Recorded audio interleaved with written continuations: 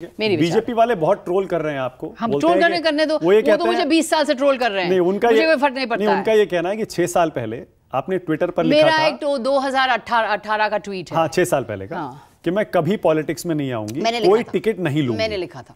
तो फिर वो मन आपका क्यों बदला? नहीं, मेरा मन इसलिए बदला क्योंकि जैसे मैंने कहा कि पानी सर के ऊपर आ गया और देश को जिस तरह से जिस दिशा में मोदी सरकार ले जा रही है, मुझे लगा कि मुझे अब ये निष्पक्ष होना, बैलेंस्ड होना, कि मैं डिस्टेंस रखना, ये अब नामुमकिन है। अब हमें लड़ना पड़ेगा, विपक्ष को मजबूत करना पड़ेगा, विपक्ष को बुलंद करना पड़ेगा। देखिए, अगर विपक्ष बुलंद है, अगर विपक्ष मजबूत है, तो फिर लोकतंत्र जीता है। तो फिर टीएमसी ही क्यों? लोकतंत्र सांस ले सकता है। सिर्फ टीएमसी ही क्यों? फिर कोई और भी पार्टी ज्वाइन कर सकती है? टीएमसी कांग्रेस भी जा सकते थे। टीएमसी ने मैंने मुझे ऑफर किया, टीएमसी मुझे न्योता दिया। और फिर मैं बंगाल से आती हूँ, मैं बांग्लार में, और मेरे लिए एक तरह से घर वापसी है कि मैं बंगाल से आती हूँ। मैं कई पीढ़ियों में बंगाल में रहे, बंगाल में काम किए। तो ममता दीदी को कब से आप जानती हैं?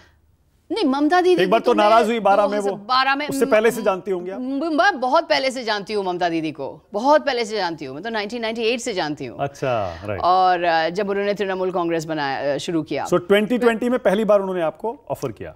2020 I think for the first time. तो आपने कहा नहीं, अभी मैं जर्नलिज्म में हूँ, अभी ठीक नहीं। उस समय मैं पूरी तरह से न्यूज़ रूम में थी, न्यूज़ रूम में काम कर रही थी। तो मुझे लगा कि सीधा न्यूज़ रूम से सीधा राजनीति में जाना ठीक नहीं होगा। तो फिर इसीलिए आपने कूलिंग ऑफ पीरियड लिया वो एक तरह से? नहीं, थॉट आउट चीज नहीं थी ये। अच्छा, राइट। फिर उसके बाद फिर naturally I distance my self from the news room, क्योंकि न्यूज़ रूम से मेरे लिए कोई जगह नहीं थी मेरे लिए न्यूज़ रूम में। तो जिस तरह की जर्नलिज्म मैं करना चाहती थी, जिस तरह के लेख मैं लिखना चाहती थी, जिस तरह के रिपोर्ट्स में देना चाहती थी, उसके लिए जगह नहीं थी मेरे लिए न्यूज़ रूम में। तो इस बार जब मैं अलग हो गई, मैं 2 साल, जैसे मैंने कहा, फॉर द लास्ट 2 years मैं अलग हो गई न्यूज़ रूम से। और मैं लिख रही थी, मैं बुक लिख रही थी। मैंने 2 बायोग्राफीज लिखे हैं, इंदिरा गांधी के और अटल बिहारी वाजपेयी के। फिर मैंने एक और बुक लिखा है, वाई एम ए लिबरल, में उदारवादी क्यों। तो मैं अलग हो चुकी थी न्यूज़ रूम से। फिर और